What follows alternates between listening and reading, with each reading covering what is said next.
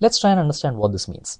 If the first column has the marks in a school internal exam and we want to compare it with a public exam,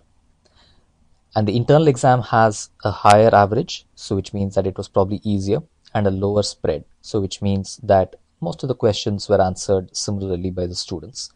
then in order to scale it to a result that is similar to the public exam, this sort of a formula could be used.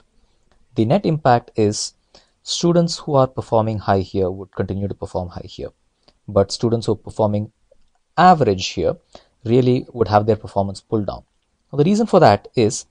this is an easy exam. In order to scale it to a comparable tougher exam, we are stretching their marks to roughly the same limits, and as a result, the good performers who are getting close to a top score here would continue to get close to a top score here, but the poorer performers who, if they had written the public exam, would really have gotten a low score, would end up getting a low score.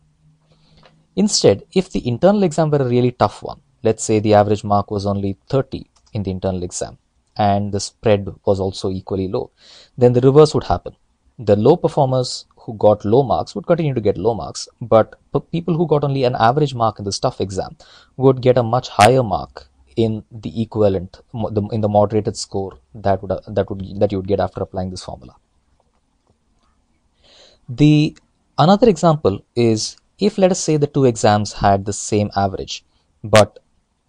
the internal exam had a lot lower spread, the external exam had a higher spread, then this formula also scales them up so that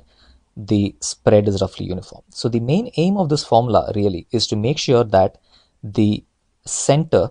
and the spread of the internal exams are scaled to match that of the public exam to make it